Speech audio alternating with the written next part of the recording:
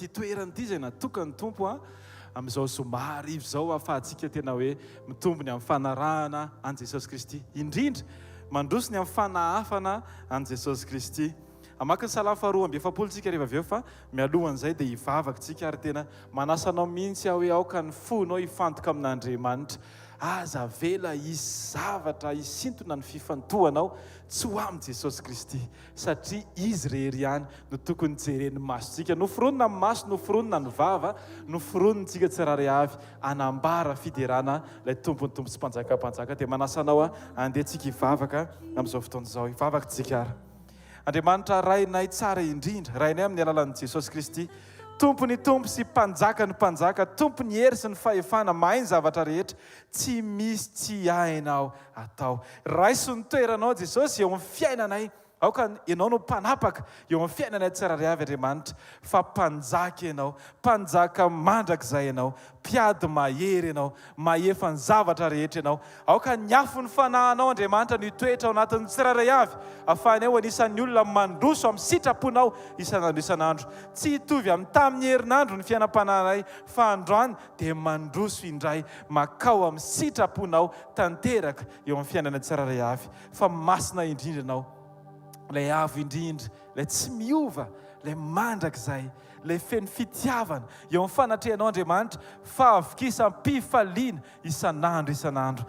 Misaotra Jesosy ny amin'ny asa sy ny amin'ny fianarana, na misy zany na tsy misy zany dia misaotra anao zay satria efa nampianarinao zahay hoe misaora amin'ny zavatra rehetra. Fizany ny sitrapon'Andriamanitra ray ao amin'ny Kristy Jesosy ho anay tsirairay avy. Androany Jesosy dia tsy avelanay angina ny vavanay, fa hanandratra fisaorana izahay ny amin'izay rehetra efa nataonao, izay rehetra tianao atao, izay rehetra programanao sy fandindranao, dia aoko tanteraka aminay Andriamanitra. Misaotra Jesosy ny amin'ny ankohonana, saiko tsika rehetra samy misaotra an'Andriamanitra ny amin'izay rehetra efa nataony Jesosy teo amin'ny fiainantsika. Isaora izy tena mihitsy misaotra Jesosy ny amin'ny ankohonana, ny amin'ny asa, ny amin'ny tokantrano, ny amin'ny vady, ny amin'ny mpiara-miasa, ny amin'ny mpiara-manompo, ny amin'ny teninao, ny amin'ny fitarianao, ny amin'ny fanitsianao, ny amin'ny famanginao, ny amin'ny fitaizanao amin'ny foko sy ny saiko, mba hitoetra amin'ny fahitsiana sy ny fahamarinana mandrakariva, satria izany no antom-pisiko Andriamanitra dia ny anahaka anao Kristy.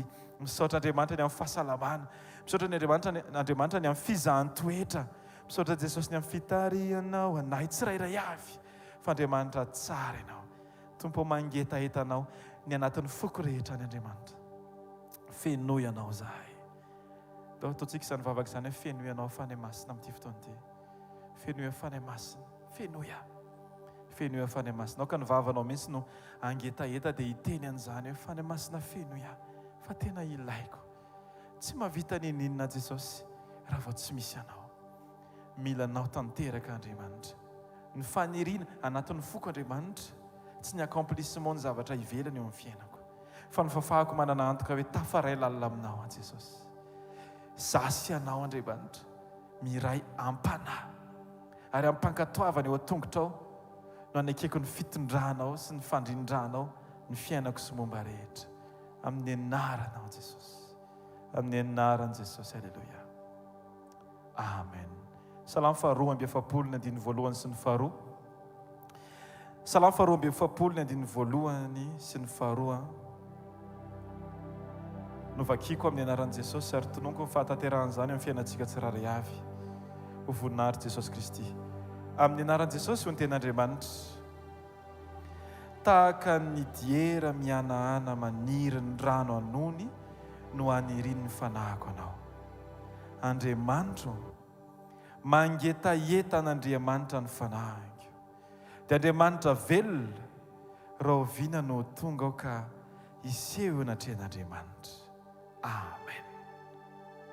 Jesosy eo ty ilay fotoana tongavana eto anatrehanao. Ty ilay fotoana hatonga anao hameno ny diloilona tsirairay avy. Ka hatonga anay ho anisan'ny olona ao anatin'ny fahafenona foana ny fiainanay amin'ny fotoana rehetra. Tsy hisaraka aminao na ovinanao viany izay Andriamanitra fa hitoetra amin'ny sitraponao. Satria fantatray fa tsy mahasaraka anao zahay. Satria fantatray fa tsy mety ny fiainanay raha voalavitra anao Jesosy Kristy. Natahaka ny ahoana fanenjehana, natahaka ny ahoana mety fanakoran'ny fahavalo, natahaka ny ahoana mety teny ohatran'ny te hampalemilemy anay Jesosy. dia raisinay fotsiny ny teninao manao hoe ny heriko dia tanterako anatin'ny fahalemena. Na tsy maharaka raha nofoko Jesosy dia ny safidiko ampahana dia tsy misy akoatranao Kristy. Satria efa ianao hatramin'izay ary mandrakizay dia mbola ianao no tompon'ny fiainako, mpanjaka avy indrindra, mpanapaka amin'ny fiainako isan'andro. Raiso an-tanana amin'ny fiainanay Jesosy, satria tena efa anao tanteraka sy manontolo izahay amin'ny anaran'i Jesosy. Dao tsika namafy ny fahaloran-tenantsika ho an'Andriamanitra amin'izao fotoana izao, hamafisy ny fahaloran-tenanao ho an'i Jesosy amin'izao fotoana izao. Tiako mihitsy hoe ianao mihitsy nivavaka hoe Jesosy tia ho anao dia mbola ho anao indray, ho anao mihoatra Jesosy. Dia aoka izay rehetra fitarianao Andriamanitra tanteraka eo amin'ny fiainako.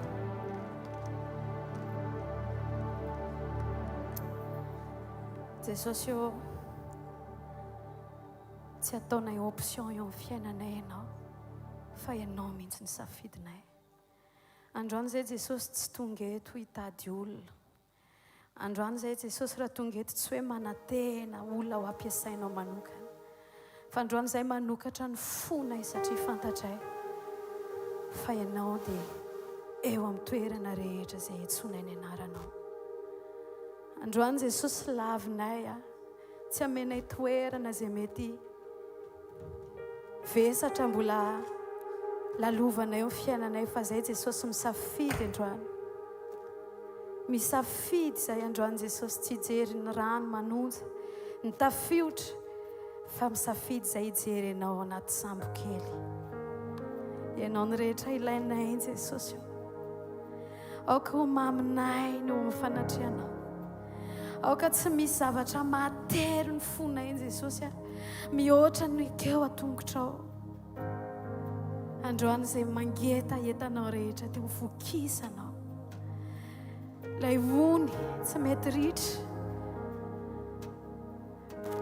aoka Tompo hifanena aminao, aoka tena hiara-iosina aminao, aoka tena ho tonga iray aminao any tsirairay avy androany Jesosy.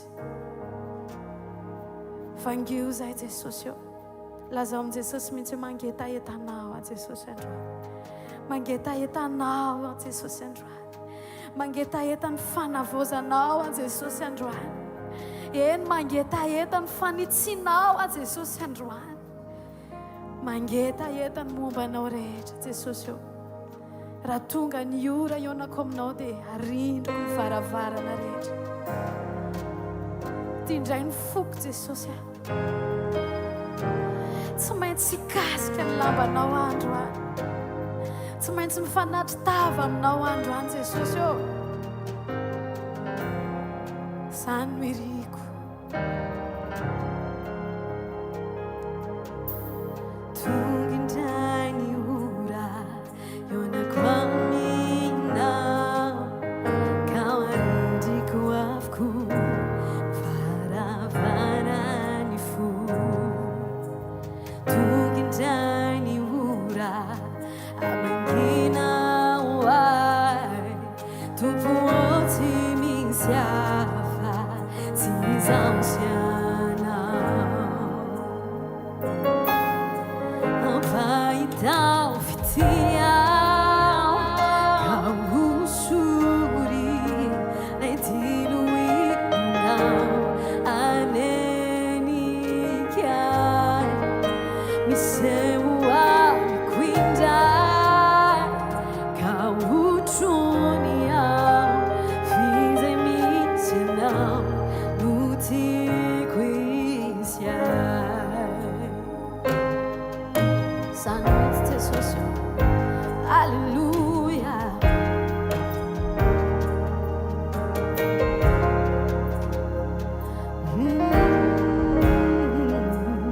Tu guitarra.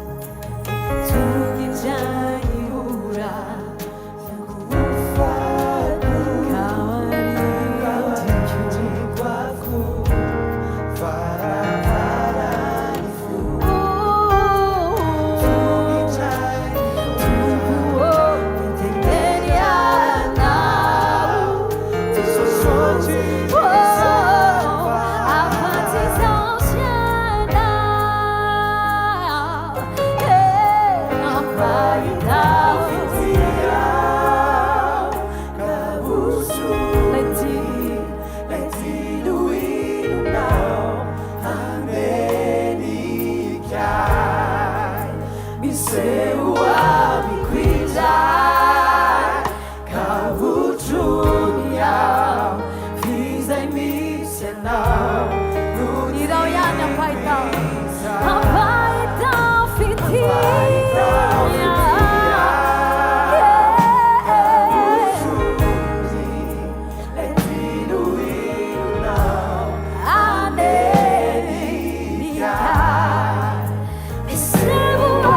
mi qui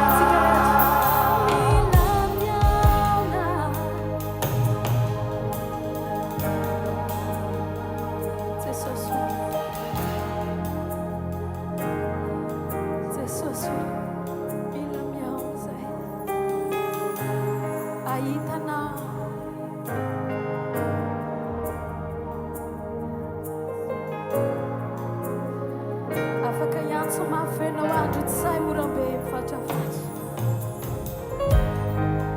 zany mirinay androany Jesosy eo le orambe afaka manadio anay amin'ny tsy famarinana rehetra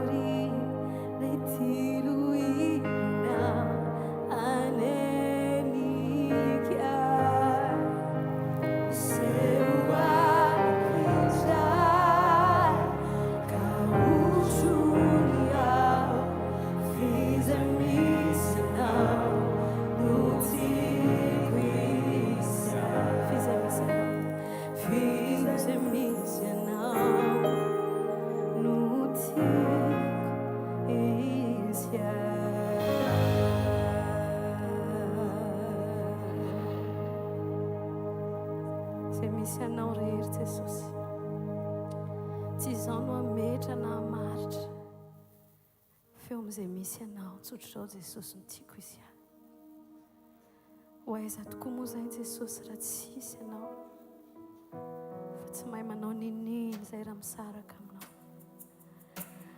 aoko tsika hifantoka foana ndreo diso lalana ndreo diso toerana fa raha tonga antsika androany dia ataovy azo antoka hoe eo amin'izay misy an Jesosy misy atsika Jesosy ateo eo anatrianao mandraka hariva na andro nalina na mora na misarotra Jesosy dia zay misy anao no azoko antoka fa mitondra fiainana ho ahy Jesosy mety maizina mety hoe matroka raha tazany masoko aranofo fa zao kosa Jesosy rehefa eo ianao na dia any amin'ny tany foana azy dia azoko antoka fa tsy ho raraka mandrakizay eo amin'izay misy ianao tompo izano ale raha tsisy anao izano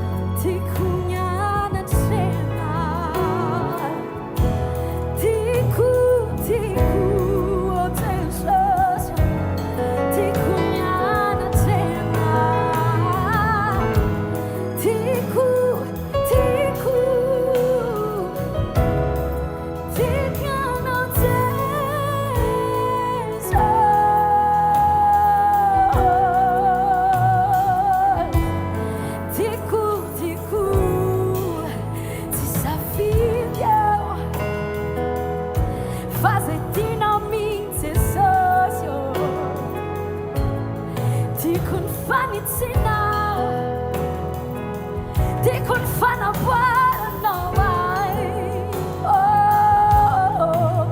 tiako ny fitondrana tsy amiteny fotsiny any Jesosy fandroany aho ilaza fatikanao fatikanao fatikanao tikanao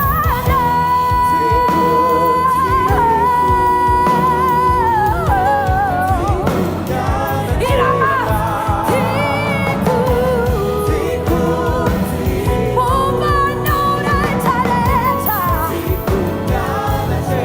alleluia tiku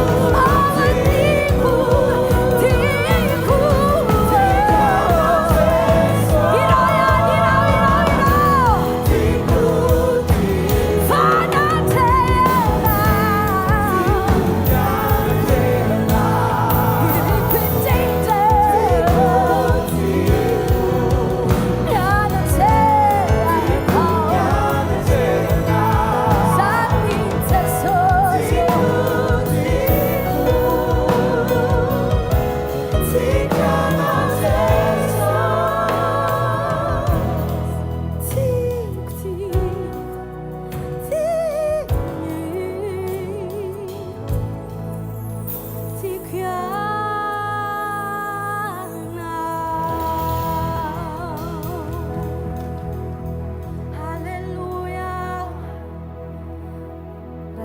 Jesosy marintsika raha tena tian Jesosy marintsika dao anaiky amboariny aza maika ahita ny zavatra ainy atao fa dao mihitsy hisisika mba ho isany ho ahitsiny Jesosy fa ny zanakatiana no anarina sy faizana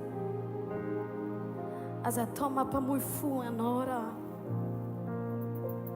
manintsy Andriamanitra fandao zay zavatra rehetrarehetra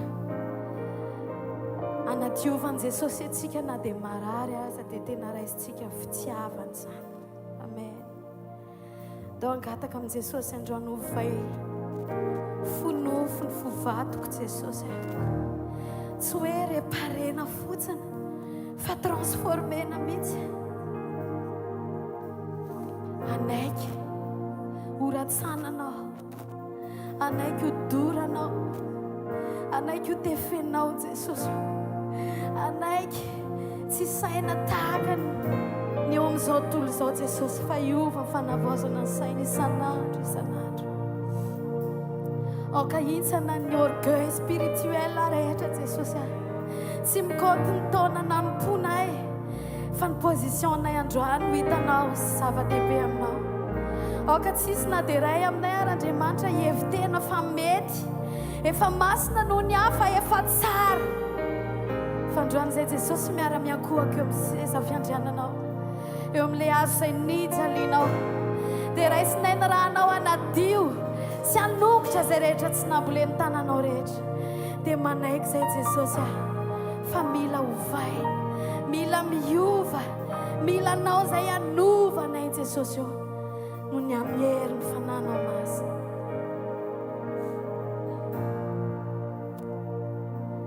tsy amikely na amin'ny tanjaka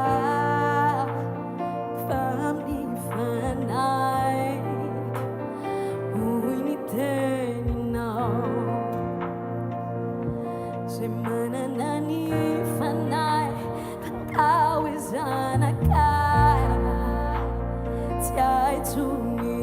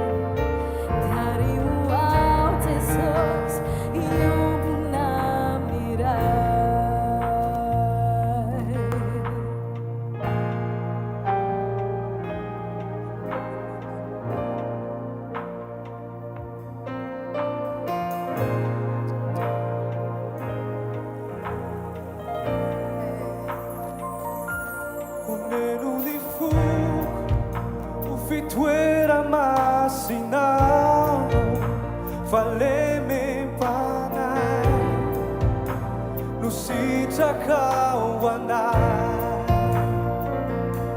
le voniavoko zay tsy natao ny tananao iriko tompo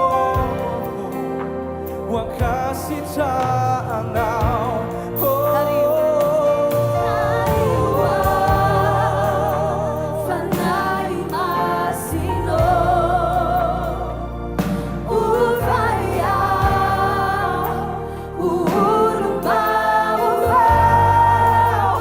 Fian'Andriamanitra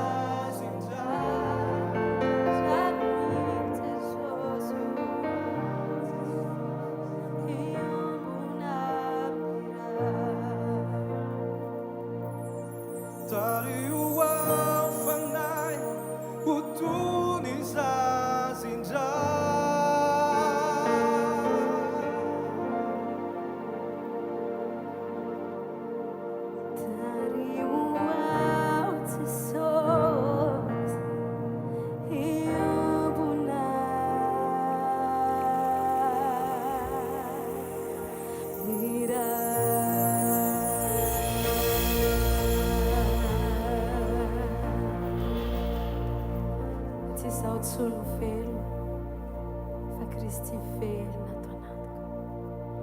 Afaka mitranga izay mitranga Jesosy ahy, fa zaho tompo atoky ianao hatramin'ny farany. Afaka miseho izay miseho, afaka mitabataba izay te hitabataba. Ny azoko antoka Jesosy eo, mety ny fitondranao. Androany hideranao fotsiny any amin'ny fitondranao, ny amin'ny hatramin'izay ka mandraka androany ary ny amin'izay mbola holalovana Jesosy. Avosiko eto anatrehanao amin'ny fanoloran-tenako aminao Jesosy. Fa hiandry ianao aho. Amen. Tsy voafetra ny hita ny maso, sy izay hoentiny fiainana. Fananana tsy maintsy diaviko ny fanamboaranao. Nandrindray aza mila tsy ho tany, fa mamay ro fisedra.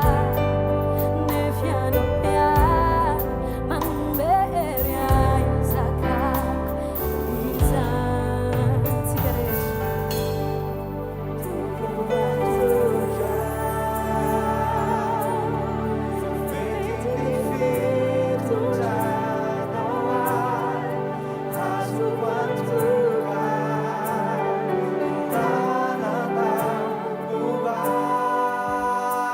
Irao mafy amin'ny fonao.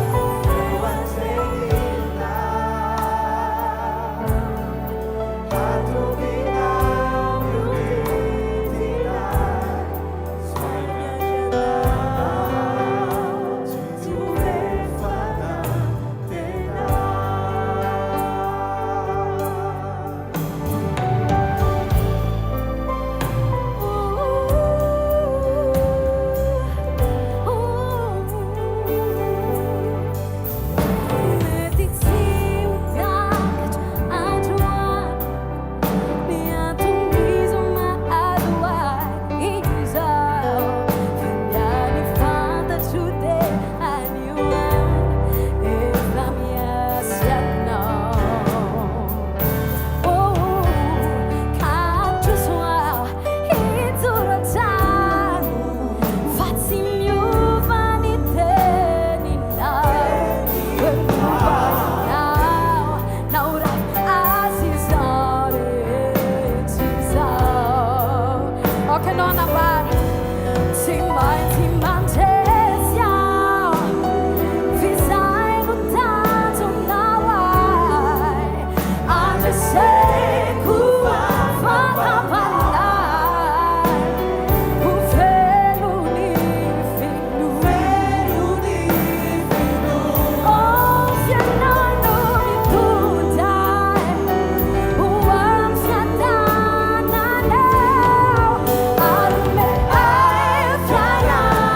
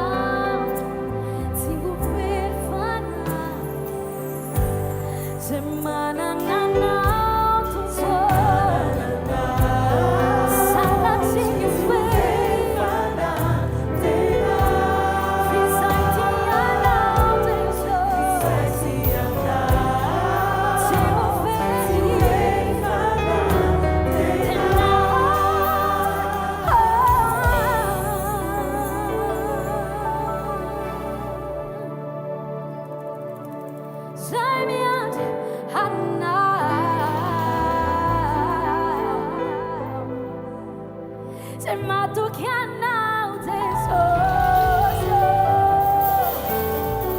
zay mialoka miteninao tsy ho very tsy ho very tsy ho very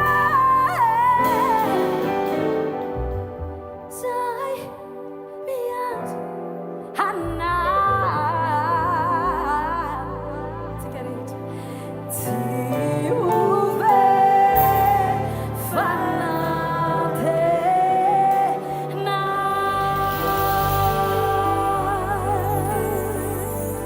alleluia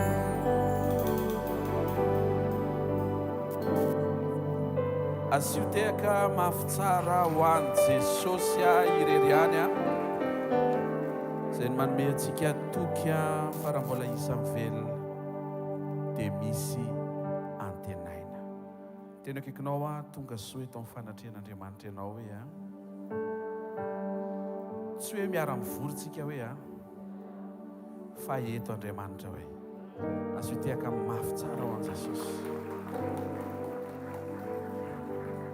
Mamarana ny volantsika raha-pitso ndaontsika hisaotra an'Andriamanitra sy hankasitraka azy amin'ny fotsika iray manontolo. Tsy haiko inona ny zavatra ho ataony amin'ny volana manaraka fa ny tamin'ity volan'ity no anairako anao hoe ndao mba hisaotra. Aza misaina hoe Andriamanitra rehefa hisaorana dia manao an'izao efa haitsika izay leson'izay fa tsy avy amin'izay ny fahafahan'Andriamanitra mahazo aina miasa eo fiainanao fa rehefa tena misokatra ny masonao amin'ny maso tsy miangatra dia hitanao hoe wow, volana février iray manontolo izay nisy ny tanan'Andriamanitra.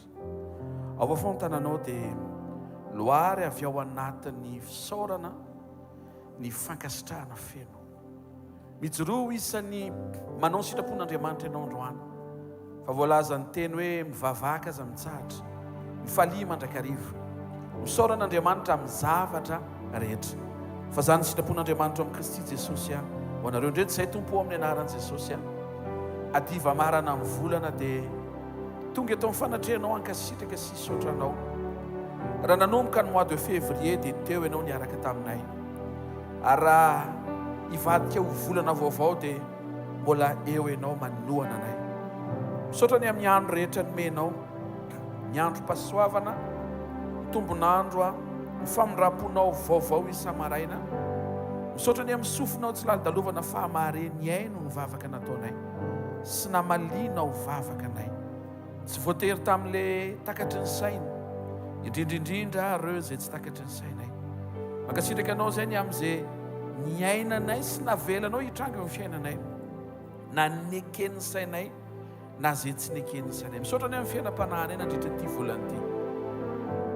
Taony mety reraka dia natsanganao, taony narary nosotranonao, taony mety efa teny an-dalam-piamorana fa naverinao ho amin'ny fahamarinanao sy nampitoerinao mbola mpanaradianao indray. Misaotra ny amin'ireo fanontaniana napetraka izay nivalianao tamin'ity volana ity.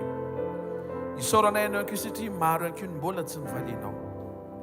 Misaotra ny amin'izay fijoroanao namaly vavaka ny tsiraray avy, hatrany amin'izay heverina efa valim-bavaka faran'izay kely sy bitika, ka hatramin'izay heverina amin'ny maha-olona ho valim-bavaka faran'izay goavana.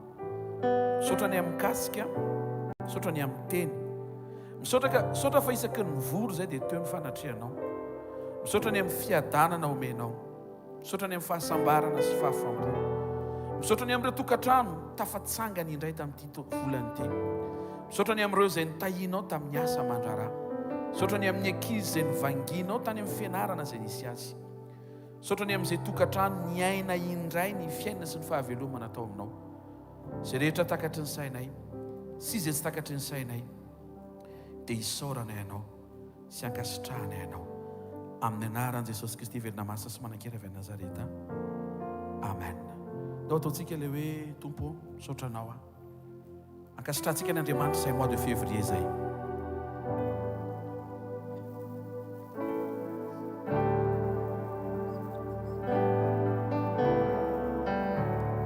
Tompo misaotra anao,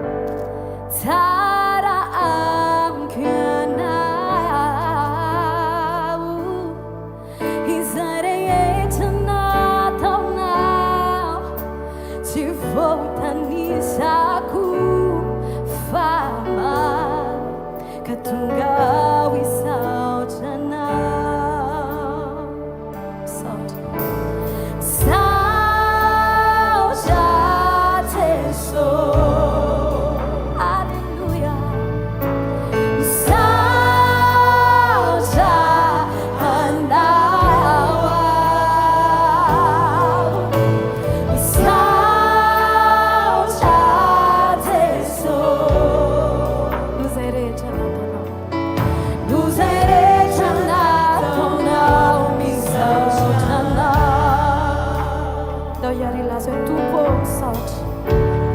Tompo saotra anao aho, ifasoavanao,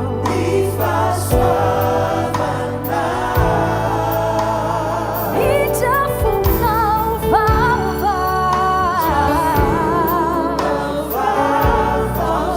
tsara loatra mio.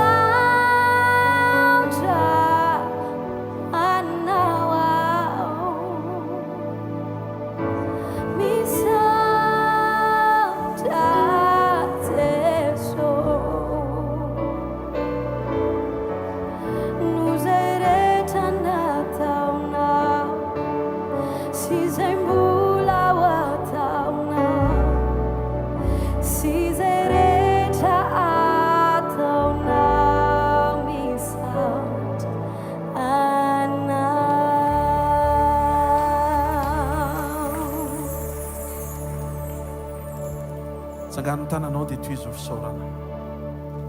Mivoninahitra Andriamanitra amin'ny zavatra rehetra. Misaoran' Jesosy ny amin'ny fiainanao manokana. Misaora azy. Ankasitrao izy fa eo foana izy. Manamboatra, mandamina, manangana. Mety tsy tonga dia ilay haingana be amin'ilay andrasanao fa tsy kelikely amin'ilay tena mampety. Isaory azy ny zavatra rehetra tahaka ny fiainam-pirenena,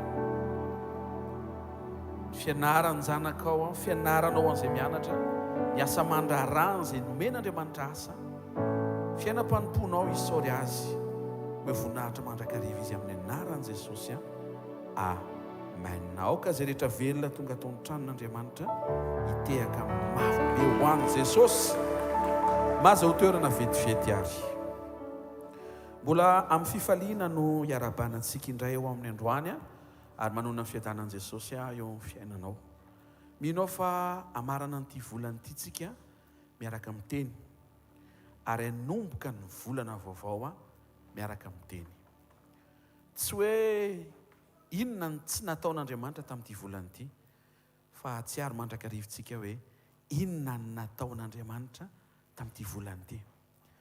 Tsy hoe inona zao no ataon'ny tompo amin'ny volana ho avy io, ohatra mety ho tsara lavitra, fa andaontsika isaina hoe inona Jesosy no mba ho ataoko anao amin'ny mois de mars io. Amen. Ny manokantsika dia hiditra anatina lohahevitra anankiray nampitondraina ny lohateny hoe miaina ny fisian'Andriamanitra ao anaty fiombonana. Miaina ny fisian'Andriamanitra ao anaty fiombonana. Ny zavatra rehetra ao anatin'ny fiarahantsika amin'Andriamanitra ny tena marina dia miainga eo amin'ny fiombonana. ary ny zavatra rehetra mitrango eo amin'ny fiainanao dia tokony avelanao ampiasain'Andriamanitra hitarika anao ao amin'ny fiombonana mba hahafahan'Andriamanitra miasa mandamina sy manamboatra ny fiainanao. Romanina toko 1:20 dia izao voalaza ny teny ao ery amin'le tapany farany indrindra dia ozy izy hoe fa Andriamanitra dia fantatra amin'ny zavatra nataony. Andriamanitra zany dia fantatra fa misy eto amin'ny resaka momba ny fisian'Andriamanitra rehefa misokatra ny sain'ny olona anankiray ka mijery izy ny zavatra misy dia tonga saina izy hoe ny zavatra misy dia zavatra nisy nanao. Izay midika fa ny zavatra rehetra dia misy ny mpanao azy. Manomboka eo ny fahafantaranao ny fisian'Andriamanitra. Ary olona anankiray io dia mila miaiky fa misy nanao ny zavatra rehetra izay tarafiny masony sy jereny. Hebreo toko 7:4 hoan'izay nitondra baiboly dia mba hangataka hoe nanokatra.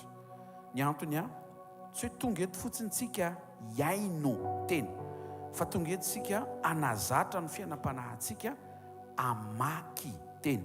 Dia rehefa izy zay dia raha tsika mamaky izay tsy manana mba afaka mitaratra ny eo akaiky, izay tsy manana ny eo akaikiny dia mitondra ianao manomboka amin'ny heriny.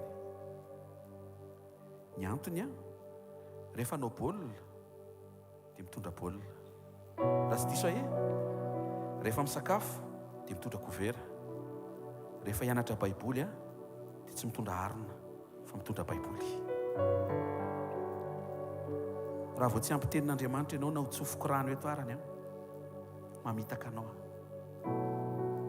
Endana lavitra be na tsy hamaky teny ary ianao amitaka anao ary amin'ny teny izany.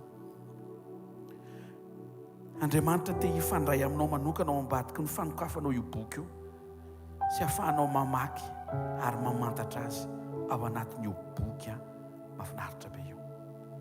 Manaiky efa tsy sary ao anatin'ilay izy. Saorana anazy be dia be tsy haiko hoe nanina tsy nasiany sary. Manekefa ny fitondran'Andriamanitra ny tsara.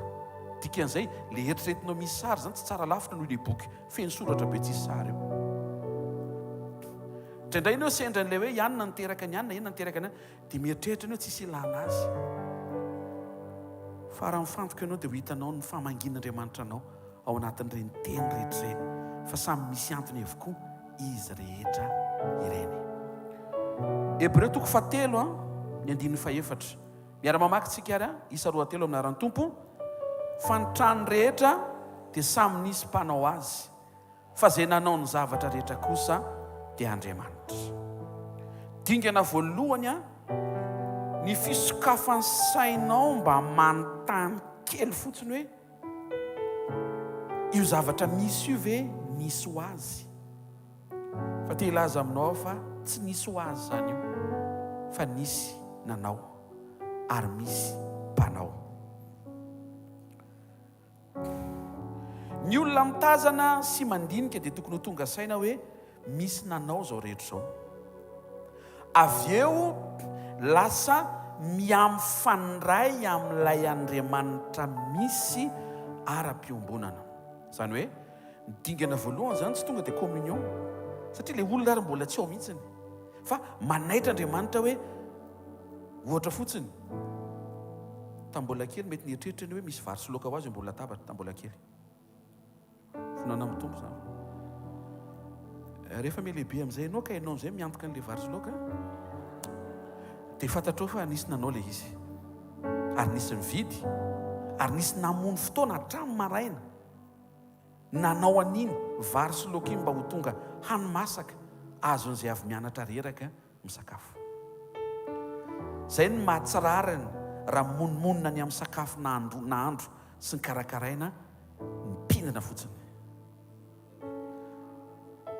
Rehefa tsy tia dia mandrahoe ataovy. Hitanao tsara fa mitombo ny gratitude ao anatinao sy ny fankasitrahana an'Andriamanitra izay inoko fa manokatra fampahitana avy ho amina gratin manaraka. Rehefa manomboka miaiky ny ao anatinao fa misy Andriamanitra dia manomboka mifandray amin'Andriamanitra misy ianao ara-piombonana. Avy ao amin'ilay fiombonana amin'izay ianao mianatra ny atao hoe vokatry ny fanahy sy ny toe-panahy araka an'Andriamanitra. Dia misy toe-panahy araka an'Andriamanitra izay atao hoe fahatahorana an'Andriamanitra. Dia rehefa manomboka mandresy lahatra anao ny aina n'ilay fahatahorana an'Andriamanitra, manomboka maminao le hoe atahotra an'Andriamanitra, lasa tonga fanirianao ny ho tonga karazana olona matahotra an'Andriamanitra, manombokeo ianao no isaina ho isan'ny olona endry.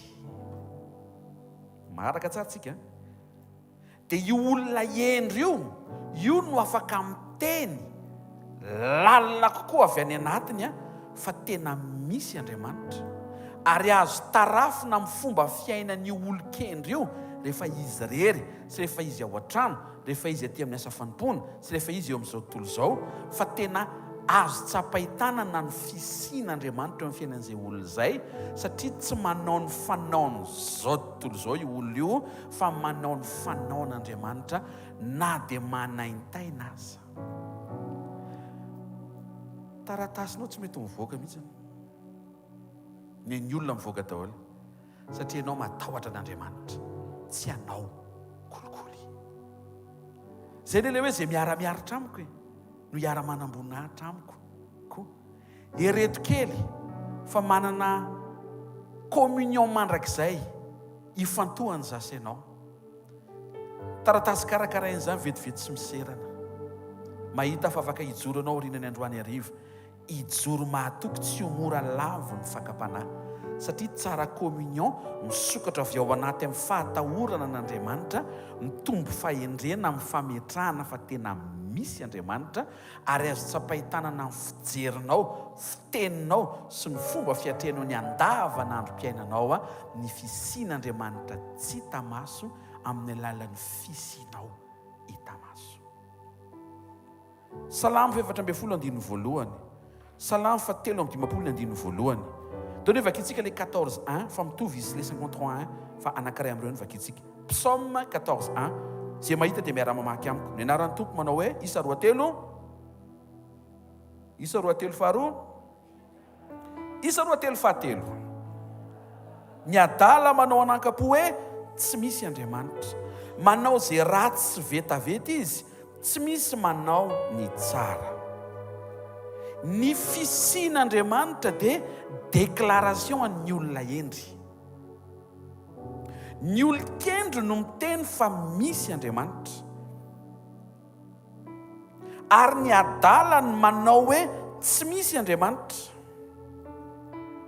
Ny adala dia mieritreritra fa teraka avy amin'ny dada sy mamana izy, dia ny dada sy mamana teraka avy amin'ny dada be sy bebe, dia teraka ohatreritra, dia nisy olona tany ambolohan'ny tany, dia io olona avy eo teraka avy amin'ny rajako, dia le rajako avy eo teraka avy amina katsatsaka, dia le katsatsaka avy anaty rano, dia afaka miaino any any amin'ny farany indrindra, any amin'ny faran'izay avy aiza ny andohan'le le être vivant voalohany indrindra, le sela voalohany. Nety météorite, dia avy aiza le météorite? Nisy nitoraka izy indray le nitoraka manomboka miakatra ny feoko.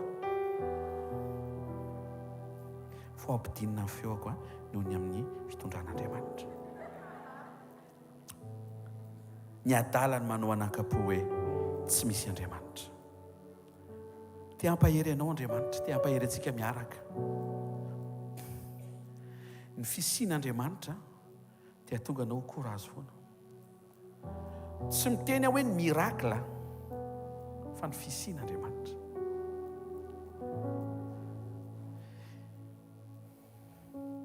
Misy fihevitra diso ihany koa amin'ny fiheveran'ny olona hoe miova ho azy. Zay le nresako teo hoe miova ho azy hono zany le sela voalohany, dia lasa sela anankiroa, dia lasa sela anankidimy, dia lasa sela be dia be, dia lasa katsatsaka, dia lasa any, dia lasa rajako, dia lasa bref fa tsisy miova ho azy zany. Tsy maintsy misy mpanova. Fomba fitenitsika rehefa mierina ny taona hoe ho lasa n'ino ny fizy miteny fa lasa n'ino, fizy miteny anao fa lasa n'ino ny ratsy rehetra. Mba ny soa amin'izay zao ny fizy miteny anao fa ho soa ty taona ty. raha tsara ny toetranao dia afaka miteny aminao fa ho tsara ty taony ity ho anao. Fa raha ratsy ny toetranao dia hiteny aminao hoe anovanao ho tsara toetra ny Andriamanitra amin'ity taony ity amin'ny anaran'i Jesosy. Raha tohizinao ny fanao tsy mety nefa ianao manantena fa ho taona tsara kokoa ty taony ity dia mamita teny ianao. Tsy misy zavatra miova ho azy zany. Ny taona tsy miova ho tsara lavitra noho ny taona taloha ho azy zany. Tsy maintsy misy mpanova ary Andriamanitra mpanova miara-miasa amin'ny fo tsara. Raha tianao izy fiovana ao an-tranonao, ianao aloha mila miova. Fa maninona ilay olona noentinao mibavaka? Ianao aloha mila miova.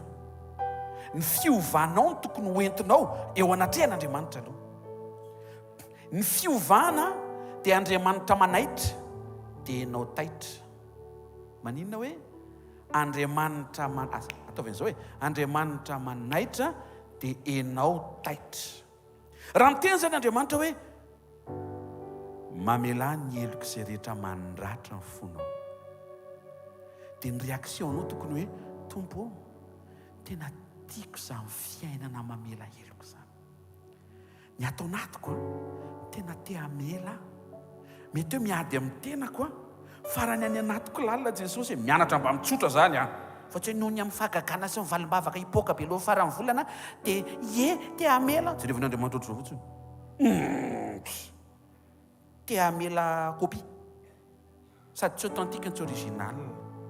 Ho eto anatrehan'i Jesosy ilay fonao Tompo, tsy hoe hiezaka hamela fa tiako le hoe mamela nefa tsy vitako.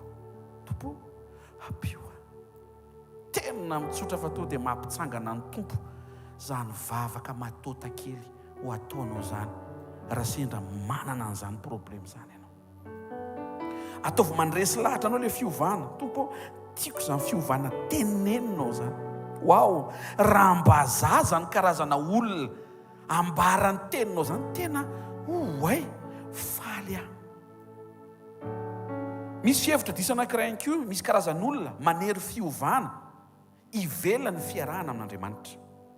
Mamita tena koa izay olona izay satria ny fiovana mety ho azonao terena. Le voalohany teo, fiovana tsy mitranga ho azy. Avereny hoe fiovana tsy mitranga ho azy.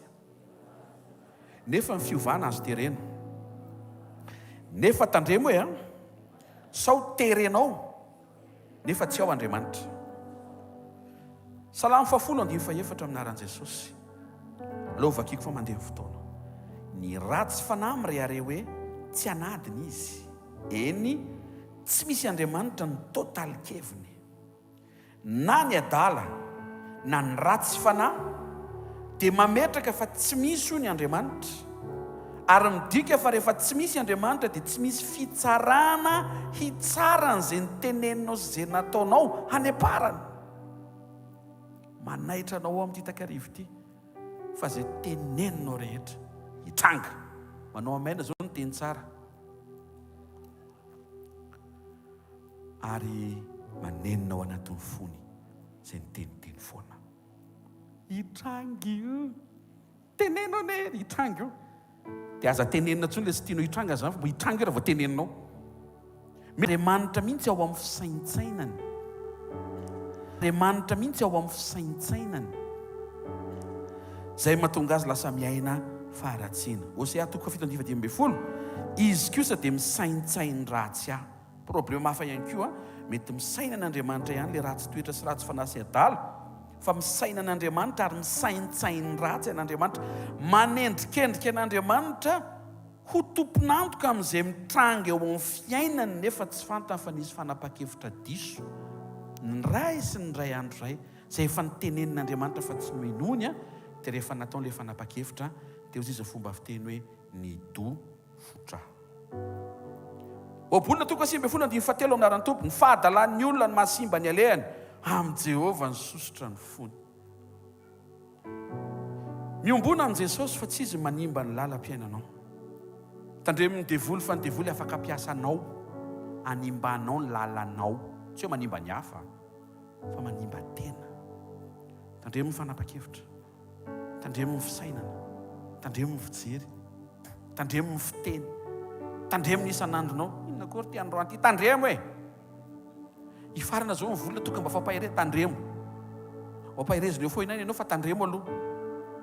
Aleo mitandrina mba hahafahan'Andriamanitra miasa dia ho voatahiry le zavatra omeny. Amen. Ny endro mahalala fa misy Andriamanitra dia lasa misaintsaina n'Andriamanitra izy, lasa feno Andriamanitra amin'ny fisaintsainany. Ao amin'ny fahendrenany no miamisokatra ny fahatsapana, ny amin'ny fisian'Andriamanitra hietraika amin'ny fitondra tenanao sy ny fijoroanao. Eny hoe amin'izay le dingana voalohany hoe matoa misy an'ity pupitre hazo ity, nisy mpandrafitra nanao an'io. Etapy anankiray izay.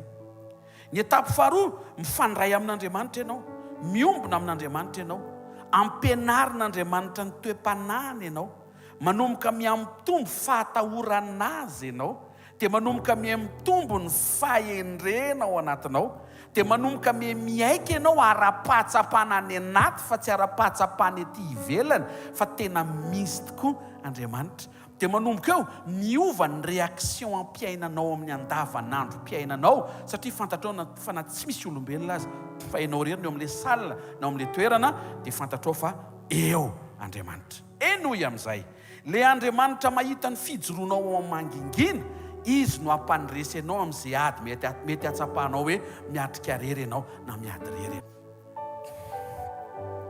Ny endry dia izay voalazan'i Jesosy hoe Matthieu 7 hoe zay miaino ka mankatoa. Zay mankatoa an'Andriamanitra ny maneho fa misy Andriamanitra. Raha misy Andriamanitra dia ankatoavina. Avereno, raha misy Andriamanitra dia ankatoavina. Koa satria misy Andriamanitra dia ankatoavina izy hoe. Asoteka mafy tsara ho an'ny Tompo. Matthieu 7:20 resaka momba ny virginy 5 endry sy 5 adalantsika. Ny adalany manao anankapo hoe tsy misy Andriamanitra. Tsangany tana izay nahenao izay teo. Ok. Ny endriny manao anankapo hoe misy Andriamanitra. Matthieu 7:20 dia zao voalazany teny amin'ny anaran'i Jesosy. Raha mbola lasa nividy ny virginy 5 adala dia tonga ny mpapakatra. Ary ny virginy 5 endry niomana dia niara-niditra tamin'ny mpapakatra tamin'ny fampakaram-bady ary dia narindrina ny varavarana. Ny adalany manao anankapo hoe tsy misy ny mpapakatra. Efa teneniny izay hoe asy réserve dia tsy asiana réserve. Fa maninona tsy manao réserve? Satria manamaivana le hoe izy mpapakatra. Ny enrety koa dia mpapakatra zao foana. Ampiandrasiny eto ny virginy sa tsy hita ihany le programme hoe anao iny anao ahoana. Ho avy ny mpapakatra matoa mianonce izy fa hiverina.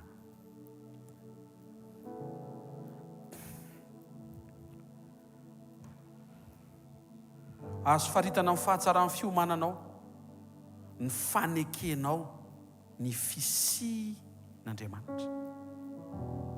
Ny olona tena mahatsapa ny fisian'Andriamanitra tena miomana. Exemple ary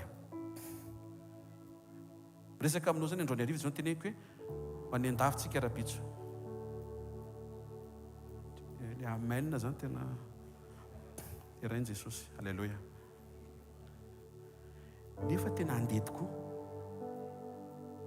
Zay tena mino an'zy fisiany zay programme zay, androany alina izy hiomana. Fa zay manamaivana an'izay tonga ny rapitsany amin'ny sainte-saine. Ary lasesy paster zao alasa. Eo rapitsika. Le virginy 5 endry mahatonga an'zareo tena miomana, tena kaikinao. Tena miomana hoe zay mahalala hoe izy 5 reo tsy nanao vazivazy ny amin'ny fisiany mpapakatra. Mety nisy resaka tamin'izy 10 miravavy ane, tena misy ve le mpapakatra izy koa ny ohatrany sao dia mba angano mampatahotra fotsiny mba hahafahantsika tsy matory isan-kalile. Fa le 5 endry ny teny tena misy ny mpapakatra. Dia izy le 5 adala efa nahita nga? Dia mbola tsy nahita fa misy onka. Na zao fiomanantsika zao arana dia ho amin'ny fiaviany sy ny fiverenana. Dia ny olona adala manao anankapo hoe tsy misy mpapakatra, lany laniny tamin'ny zavatra tsisy dikany le diloilo izay nomena azy.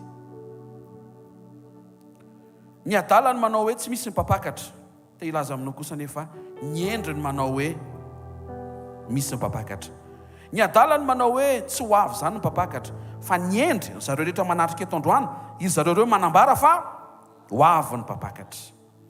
Zay endry dia mametraka fa ny fisian'ny mpapakatra tokony anaovana reserve, mila mitahiry mba ahafahana mitsena n'le mpapakatra misy. Ny endry mahalala fa misy Andriamanitra dia manomana ny fiverenan Jesosy amin'ny maha mpapakatra azy. Ny fisian'Andriamanitra dia tonga anao hiomana. Ny fanatrehan'Andriamanitra dia ny fanatrehan'Andriamanitra ampahafantarina anao amin'ny alalan'ny mesazy hoe zay izy fa miala any.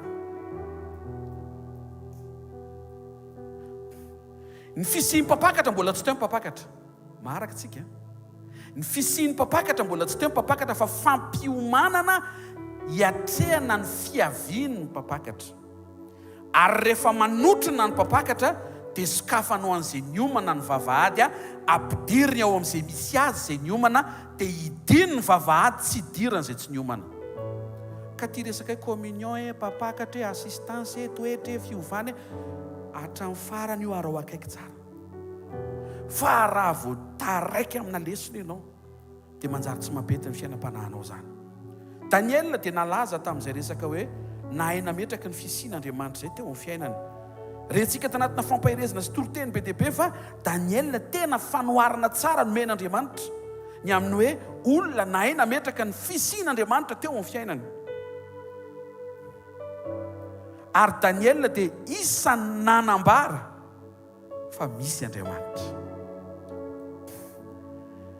Tena efa mba nikaroka ihany tsika fa olona anankiray no niteny tamin'ny déclaration teneny hoe misy Andriamanitra, Daniel. Ary tena mikonfirme fa tena olon-kendro io lehilahy io. Ary azo tarafina tamin'ny fitondra tena sy mifijoroany eo amin'ny fiainany andavanandro le zavatra nyteneniny hoe tena misy Andriamanitra reto dia hita izy eo amin'ny fiainany isanandro. Misy tia eny hoe aiza hoe Daniel ny teny izay, tsangany tanan'izy tsy manangana dia tompo tsangany tena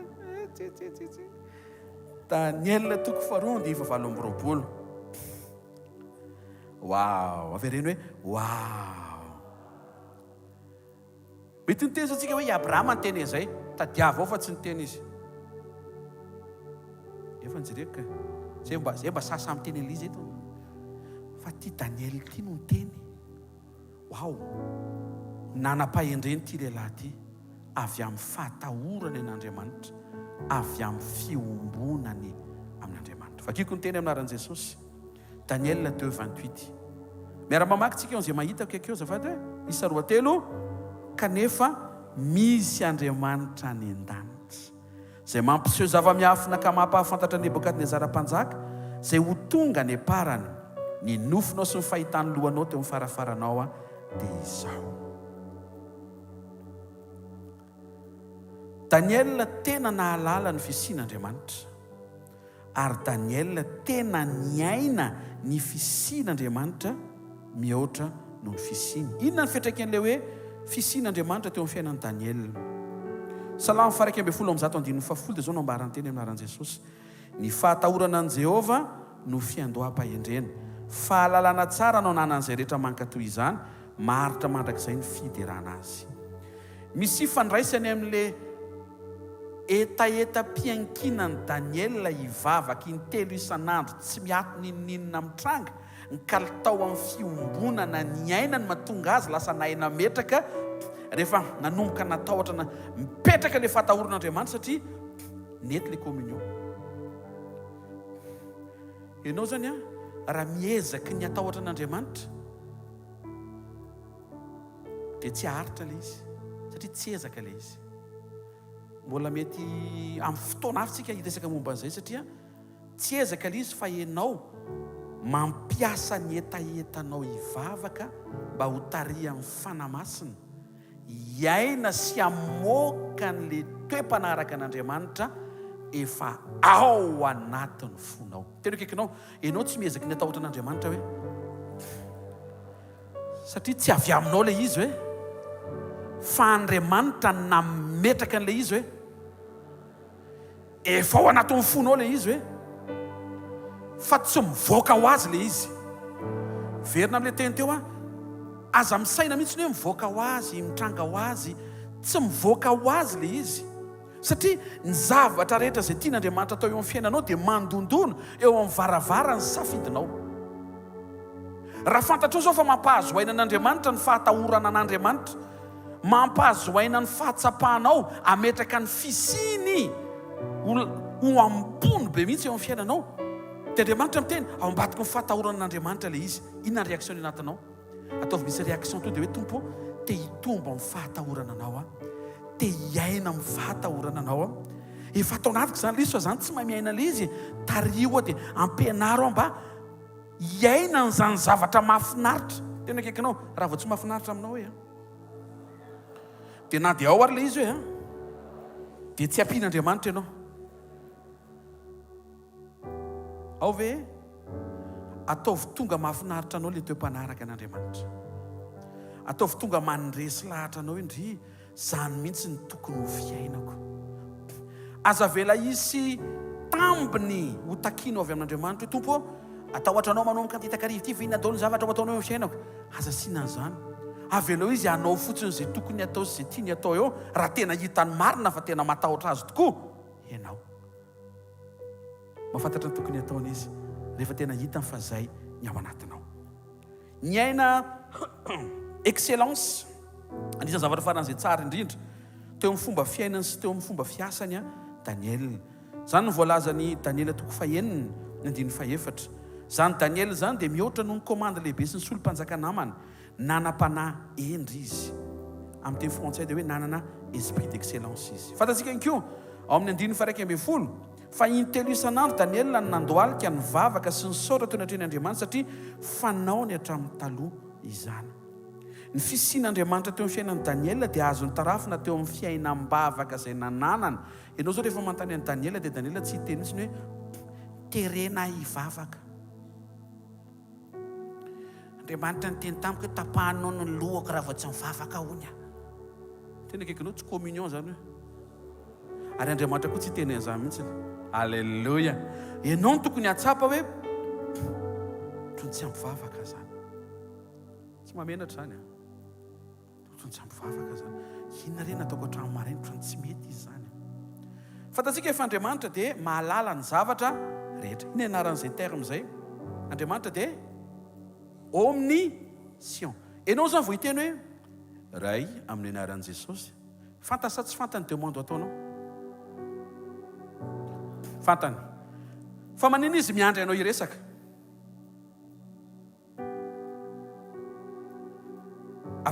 Afaka tonga dia atao ohatr'izao hoe tompo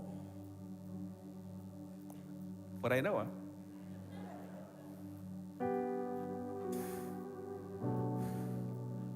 fa maninona ka ianao rehefa tonga any amin'ny havanao ka mitondra zavatra ho an'ny zanak'le havanao dia tsy hoe apetraka eo ilay izy fa tenenao hoe aiza le zaza fa zany hanome azy.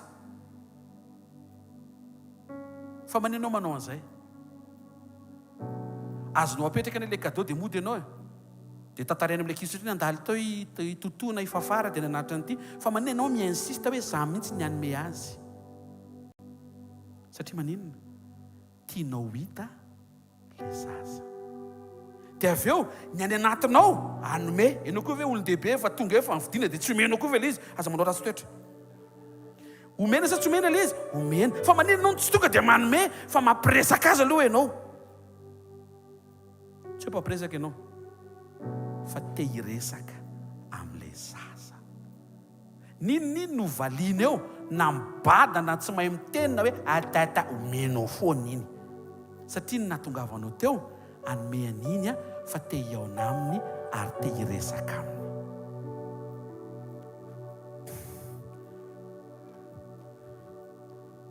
Te hiresaka aminao ny tompo. Te hiresaka aminao ny zavatra rehetra izy. Ary te haheno koa izy ny resaka rehetra avy any aminao momba ny fiainanao.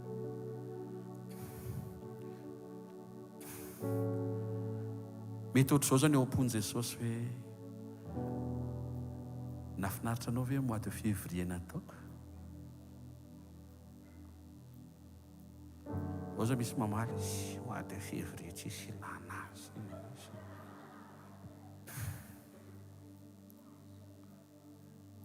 Zay ne le mila sitranina. Ahoana kosa miasa ny ao ambony dia anao miteny fa tsisy ilana azy, dia mety manontany tompo, nafinaritra anao ve le fampahitana ty sakafo nataoko tamin'ny larobia eny? Dia katileza anankiray iny ve?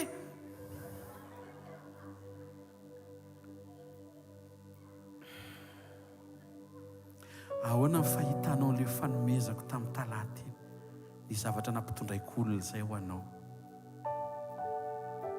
Le crédit arivo ariary iny ve? Tena akaikinao, le zavatra ve ny hitanao hoe? Sa le mpanome hoe? Alleluia. Hitanareo ny zavatra mila amboarina ve? Rehefa manomboka metsapanao ny fisian'Andriamanitra, valombavaka efa tamin'ny 20 taona mbola isaoranao, mbola averiny tompo misaotra le tamin'ny 20 tena misaotra, misaotra. Tsy hoe misy valombavaka andrasanao dia hoe formule. Rehefa verimberiny 5 dia miasa ohatr'izao izy 10 dia ohatr'izao 20 miaraka amin'ny ranomasy ohatr'izao no tena fiantraikany. Tsy izay le tantaraiko anao, fa le fahatsapana lalina ao anatinao hoe tena fantatrao ve ny fiantraikan'ny fisian'Andriamanitra miay ny fiainanao, mitay ny fiainanao, mikarakara ny fiainanao. Andriamanitra manao tri ny vavaka tokony hovaliana. Na ianao raiky tsy fantatra koa izy amin'ireo tokony hovaliana, fa raha ny tianao alohan'ny amin'ny enina rehefa avy eo mipoaka daholo ny afera rehetra. Afera ray rehefa tsy hanaovana azy, ny rehetra iariam-poaka ao alefa iza daholo. Andriamanitra ny tsy ataly, Andriamanitra mahay mandamina ary tiany ianao atoky azy. Alleluia. Mety hiteny aminao koa ny tompo hoe nafinaritra anao ve fitondrako anao tamin'ity volana ity? Tsy nanao izay tianao mantsy aho, fa nanao izay azosoanao. Hitanao zao le tamin'ny anina iny, mamangy anao fanamasina. Amen. Iny zao tena nisisika ianao, fa tsy iny le fotoanany e. Mamangy anao zao mifanamasina. Amen. Izy zao manapora rehefa avy eo le fotoana. Fa raha vao tsy ao le fo, dia lasa taraiky amin'ny mety ho endriky ny fanomezan-tsisy fitarainana hoe tamin'iny tompo ny teny ilako azy. Ozy Andriamanitra tsy tamin'iny ka. Amin'ity fotoanako ity no mampety anao. Fa raha tsy nomeko tamin'iny tsy midika hoe tsy omeko. Tsy maheno tehaka ho an'Andriamanitra. Ny fijoroan'i Daniel ray manontolo ry havana dia noho ny fahafantaran'ny fanahin'ny lalina fa misy Andriamanitra.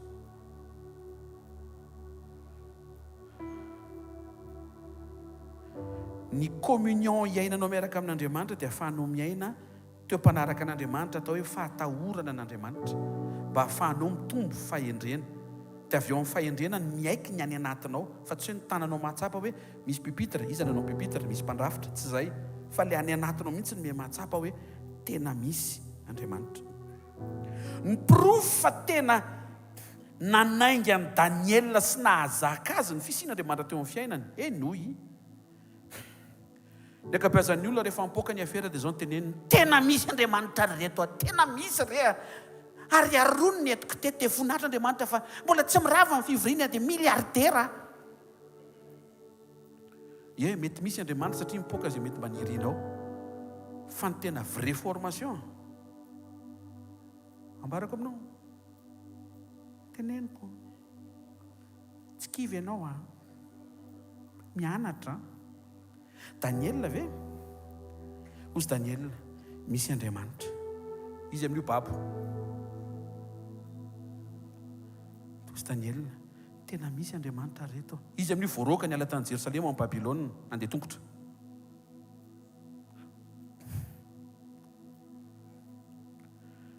Tonga amin'ny vaovao, maisy rava ny tempoly. Ozy Daniel, tena misy reto Andriamanitra. Tonga amin'ny vaovao, potika tanteraka amin'ny mandan'i Jerosalema, tsisy raisinao ny tanàna. Mbola mijoro Daniel amin'ny teny. Misy Andriamanitra reto. Toy izy le mpaneso. Ko raha misy Andriamanitra ko manino ny alahy babo aty aminay, dia mbola nanangatana ihany Daniel. Misy foana Andriamanitra ka na babo ninona fijerinao an'izay? Misy Andriamanitra. Zay misy Andriamanitra lazainy Daniel zay, tsy le misy Andriamanitra avy amin'ny zavatra hita maso. Ary mety ho zay le lesina ho anjitakarivo ty. Tsy hoe mandeha tsara ny zavatra rehetra dia hiteny ianao hoe misy Andriamanitra. Misy ny dinga fiombonana tiany Andriamanitra ampanekenao ny ao anatinao. Fa na tsy mamonjy ny aza ny aviavy, na tsy misy antenaina aza ny oliva, tsy tiako ny teny iny.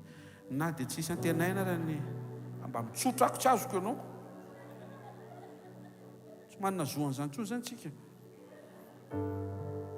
Fa ozy izy Habakoka, mbola hifaly amin'i Jehovah. Tsy any amin'ny zavatra mandeha ny tena voasedra le hoe fisian'Andriamanitra mihoatra noho ny fisiko. Averena, fisian'Andriamanitra miatrika amin'izay avy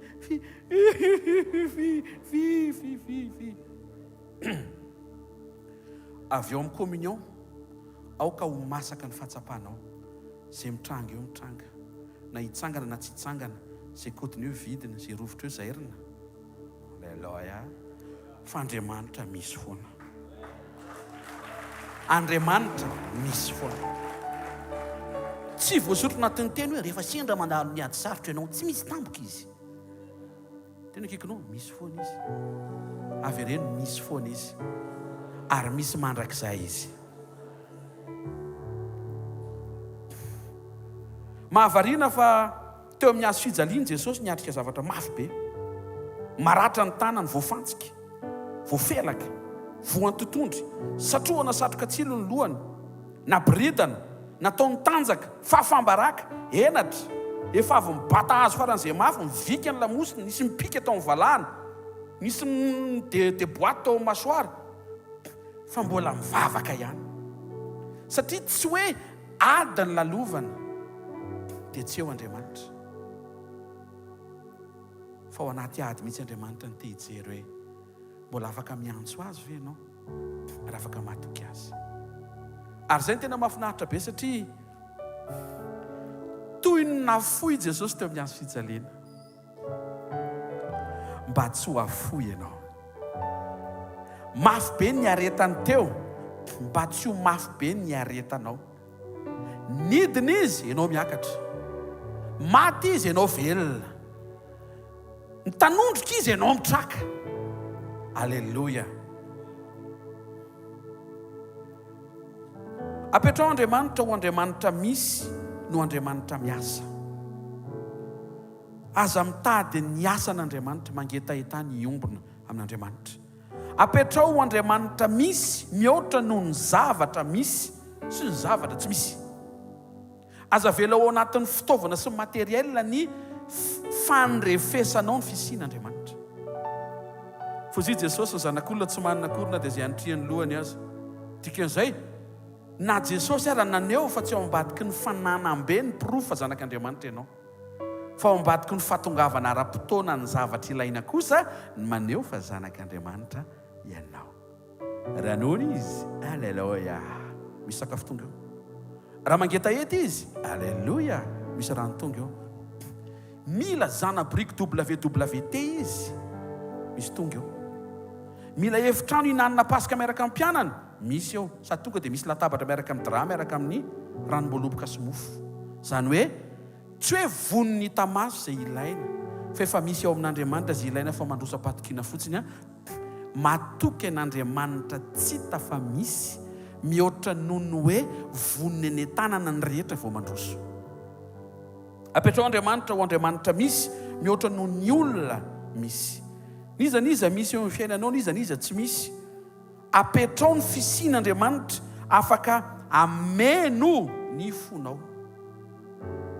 Ianona tsy eo, ianona lasa foana, lasa amin'izay, lasa tsy miverina tsony. Jereo Jesosy tsy lasa mihitsy fa eo aminao foana. Aleluia. Izy raha toy ny efa nyteny izany momba anao mandrakariva izy mba raha-pahatonga ny fahataperana izao tontolo izao. Aleluia. Jesosy nanambara ny tenany fa izy ny fahamarinana, ary izay teneniny dia izay voarainy avy amin'ny rainy fahamarinana.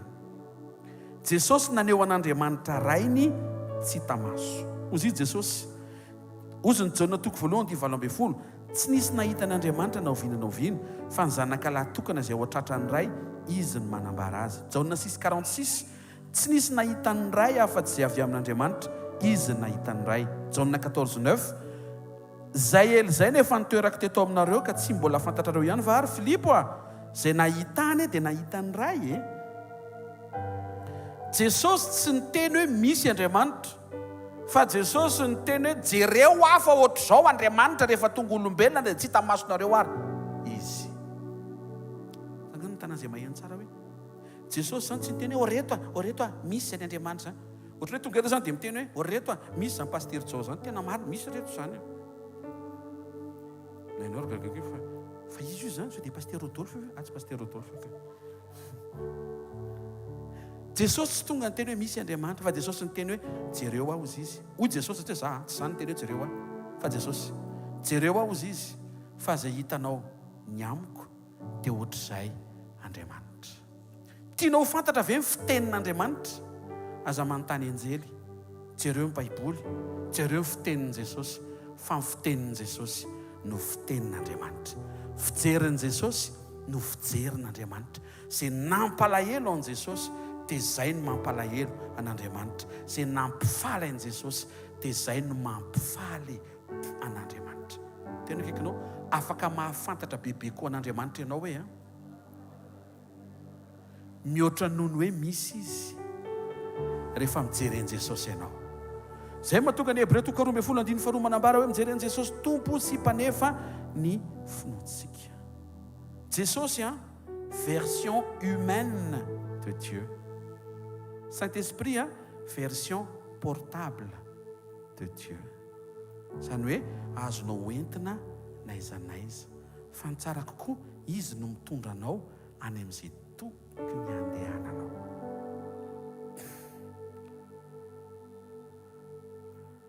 Jesosy dia tia hampafantatra antsika zany fa tokony hametraka tsika ny asarobidin'ny fisian'Andriamanitra eo amin'ny fiainantsika amin'ny alalan'ny fiovan'ny toetrantsika sy ny fitondran-tenantsika sy ny fiainantsika isan'andro. Dia nomeny Jesosy amin'izay ny lesona farany. Ny zanaka tsy manao na inona afa-tsy izay hitany ataon'ny ray. Dia isika koa tsy tokony hanao na inona afa-tsy izay hitantsika nataon'i Jesosy. Raha ninan-kaniny Jesosy, raha nifadianiny Jesosy, fadianiny tsika. Halleluja. Tsy nanozona olona Jesosy, tsy manozona olona tsika. Tsy manameloka mpanota Jesosy, tsy manameloka mpanota koa isika. Zany fiovany zany maneho fa marina tokoa fa misokatra amin'ny fonao, fa hitanao sy hainao fa ny fisian'Andriamanitra dia mihoatra lavitra noho ny fisianao. Sy tehaka mafy tsara ho an'Andriamanitra, sy tehaka mafy tsara ho an Jesosy.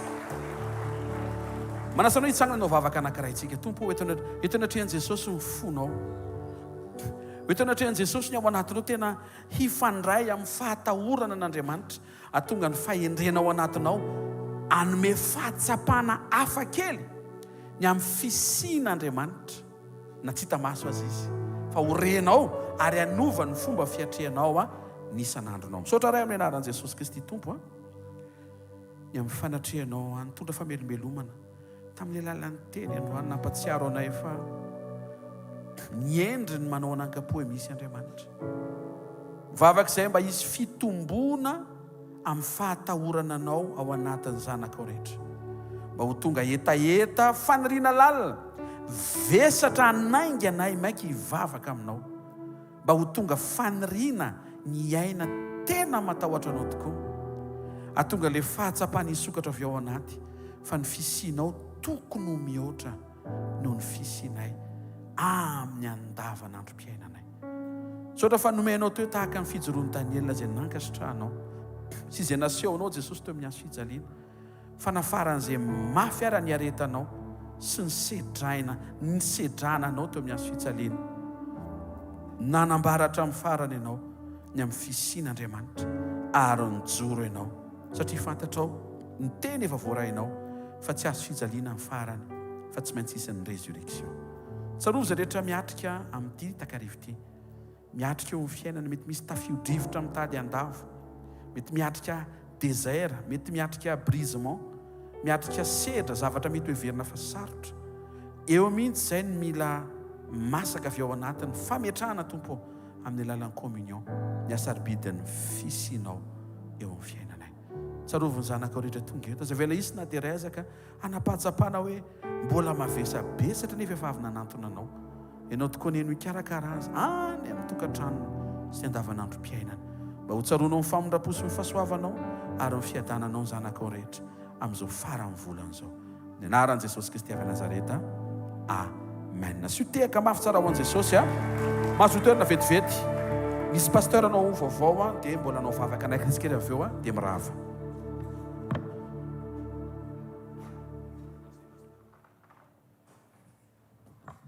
Faly miarabantsika tsara avy-indray a. Ny tohiny a dia hoeninao na ho hitanao rapitso. Amen. Hitanao ilay mijery sy jery inona moa? Jery série ireny. Dia amin'ny farany misy hoe à suivre. Dia rapitso ny tohiny a any amin'ny centre bypass a, any Iavoloha. Dia mitsakotsakotsika, misaitsaina ny tenitsika,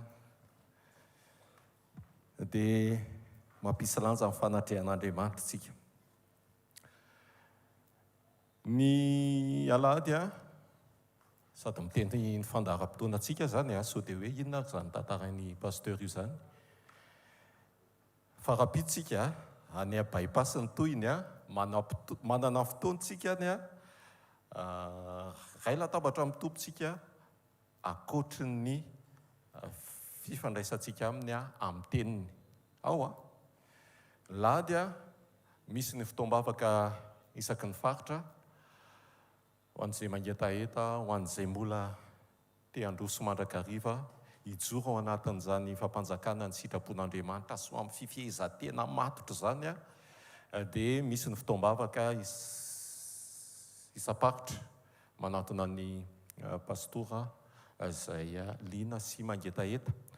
Ny alatsinainy a, talata alarobia, sekoly ao amin'ny Super U Analakely ao amin'ny Rihana ambony. Efa tsy izoviana amintsika intsony angamizany fa ho an'izay a mijery mivantana dia manasa mpitiavana. Anareo tonga ao amin'ny Super U Analakely ny alatsinainy talata alarobia, manomboka amin'ny 7 hatramin'ny 8 sasany. Izany fotoana izany mbola hiainona ny teny. Raha mbola tsy hitantsika mivantana, fa raha mbola hitantsika mivantana koa aloha Andriamanitra, dia tsy misaraka amin'ny teniny mihitsy tsika. Fa raha hitantsika mivantana izy dia mety tsy fampijerijery fotsiny, fa tsy maintsy mba misy resatresaka ihany koa. Mba manontany ianao hoe fa inona moa ilay zavatra nisy ohatr'izao, fa ahoana moa ilay teto, fa ahoana moa? Rehefa ho izay andro izay ihany koa iomanantsika ho amin'izany fotoana izany. Ny lakamisy a, feno mihitsy izany herinandro izany. Ny lakamisy ho amin'ny fifadikanana ihany koa, ho antsika izay misy ny fotoana malalakitsika, na misy ny hetaheta lalina ihany koa, mba hampandroso ao anatin'izany fiainam-panahy izany dia misy ny fifadikanana izay mbola hienotsika, hinanantsika ny tenin'Andriamanitra. Ary amin'ny Shalom Tanimena, tontolo andro, tsy dia tontolo andro hatramin'ny hariva akory fa mitolakandro hatramin'ny 3 na amin'ny 4 eo. Ny zomantsika miverina eto indray a, ny sabotsitsika dia ohatr'izay hatrany. Ny fiombonanao sy ny fiaranao amin'Andriamanitra dia tsy tapaka mino a. Raha mbola misokatra io masonao io, dia misy Andriamanitra. Ndao tsika tehaka mafy be ho an'Andriamanitra dia hitsangana. Hivavaka hisaotra an'Andriamanitra ny hafahafahantsika indraina tanteraka ny fanatitra sy ny fiarovany fitahiny a, ny fahafahanao mbola mamafy ao amin'ny fanjakany. Makasitraka anao izay raha inay masina tsara indrindra. Velona ianao, dia velona izay misy ianao, dia tsy hodiana tsy hita fa mampatsiahy mandrakariva ianao ny fahavelomanao sy ny fisianao ilay Andriamanitra fiandohana, ilay Andriamanitra fiafarana. Misaotra ny amin'ny fitiavanao, makasitraka ny amin'ny heri-tanjaka, ny amin'ny fiarovana, ny amin'ny fitahiana, ny amin'ny tsirairay avy, ny amin'ny fafahana mbola nanatanteraka ny fanatitra, mba ho amin'ny famafazana ao an-tany tsara tokoa, fa mihoatra lavitra noho izany Andriamanitra rainay amin'ny anaran'i Jesosy. Ny fonay araka ny teninao hoe anaka atolory ihany fonao, dia indro ihany koa izay manamafy sy manavao ary manolotra ny fonay mba ho ilay volavolainao eo an-tananao, ahafahanay mampanjaka sy miaina tokoa ny sitraponao sy maneho ilay toetra takianao eo amin'ny fiainanay. Ianao no mahita ny tsirairay avy ihany koa, ny amin'ny fahafahany tsirairay avy, fa ny azonay antoka raha mbola velonay izay dia eo ianao ilay mahatanteraka ny fihevitra mety sy tsara indrindra ho anay tsirairay avy. Mety tsy misy androany, fa misy ianao, ary zany ny tena fifaliana sy fitsarana ary fahatokiana ao anay. Asandratra mandrakizay ny anaranao ary makasitraka indrindra Tompo aho, dia raha sy laza ary voninahitra teo anao very ihany amin'ny anaran'i Jesosy. Amen. Ataontsika hitehaka mafy be ho an'Andriamanitra, dia andraisantsika niny no limiton'i Jesosy ihany koa. Alleluia. Manasany mpidera hiakatra, andaontsika hideran'i Jesosy. Amen. Raha toka tena mino ianao, marina amin'ny fiainanao hoe tena misy Andriamanitra, dia aoka iorakoraka sy hitehaka mafy ho an'i Jesosy. Halleluia! Ataovy mafy ho an'i Jesosy.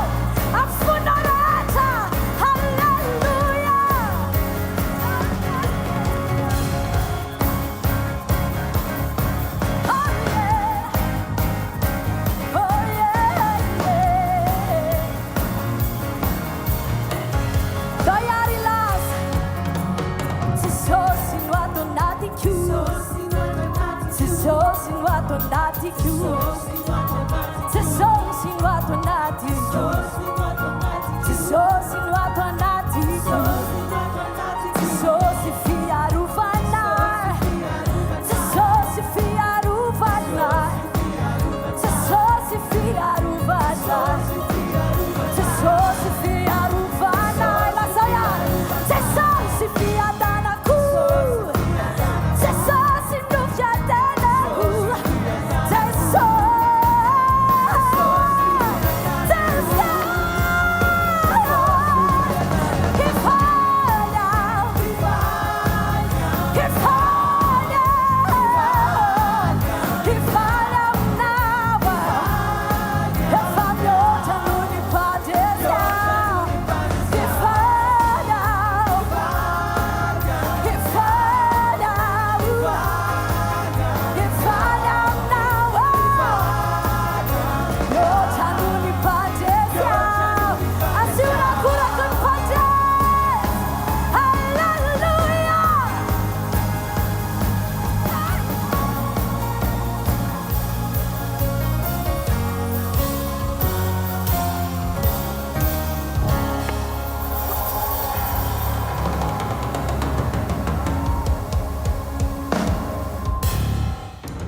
Manasanao hivavaka. Ray amin'ny anaran'i Jesosy a. Misaotra betsaka. Rehefa mandinika izay fa hiverina ianao. Tsisy dikany daholo ny ambiny rehetra. Misaotra fa manaitra trano ianao. Ary entinay teo anatrihanao ny fonay. Tsy ho tapaka fiombonana aminao izay aorianany androany. Ary avy amin'ny fahafahanay miombona aminao, tena hetaheta any anatinay lalina, hitombo fahatahorana anao. Saotra betsaka ny amin'ny témoignage-ny Daniela sy nasehoanao Jesosy. Amin'ny fotoanany ady, amin'ny fotoanany faharesena sy ny fahahosana mihitsiny, maika tena niaina ny fisinao. Zany koa no entinay teo anatrihanao. Mba tsy atahotra ny zavatra misy sy ny zavatra mitranga. Tsy ho ketraka amin'izay mety ho fiovaovana ety amin'izao tontolo izao. Hanokatra fo mandrakariva kosa hibanjina anao. Tsy jery afa-tsy ianao. Saotra Jesosy, tokony ho ampy ho an'ny rehetra ny fisinao. Tokony ho ampy. Eny an-dalana izay. Ampio izay tompo. Ampianaro izay. Raha misy ny fomba mbola misaringotra amin'izao tontolo izao. Misaringotra amin'ny resaka fananana, vola, arena, moyen, zavatra be dia be manakana ny communion anay tsy tena ho maro-potitra sy masaka tsara. Vavaka izay efa tena mila anao izay. Raha marana ny fivoriana dia fantatra efa mifanatrianao miaraka aminay. Omba ny tsirairay avy any amin'izay rehetra alehany. Ary amin'ny fifaliana ao aminao, dia tokony ho fifaliana voatahiry ao am-pony tsirairay avy rehefa andeha hiatrika ny andavanandrom-piainana izy. Satria hodiny tsirairay avy rehefa avy eo. Tsarovy amin'ny famindraponao ny rehetra amin'ity takarivo ity. Tsarovy amin'ny famindraponao. Amin'ny anaran'i Jesosy Kristy avy Nazareta. Amen. Raisy ny tsotra izay tanonana anaran'i Jesosy tanteraka eo ny fiainanao. Manonona ny fiadanan'i Jesosy mihoatra sy ambony ny fahalalana rehetra. Ambony noho ny siansa rehetra sy izay ambarany siansa. Hitenenako aminao fa mpandresy ianao. Tsararaka izany ianao. Tafavoaka ianao. Satria ny tompo taminao, indro izao mbanao mandrakariva. Mba ara-patoga ny fahataberana izao tontolo izao. Amin'ny anaran'i Jesosy Kristy avy Nazareta. Amen. Azo teka mafy tsara ho an'i Jesosy manasa antsika mpitiavana trany anatrika amin'ny fotoana rapitsy anatin'ny saintsy atonga antsika tena hoe hitombo ahalala an'i Jesosy bebe koa hatrany. Zareo mpitiavana sy ampinoana arany ary ampifaliana ny fahasoavan'Andriamanitra fa fahasoavan'Andriamanitra no maty izao. Zareo manodidina fa fahasoavan'Andriamanitra no maty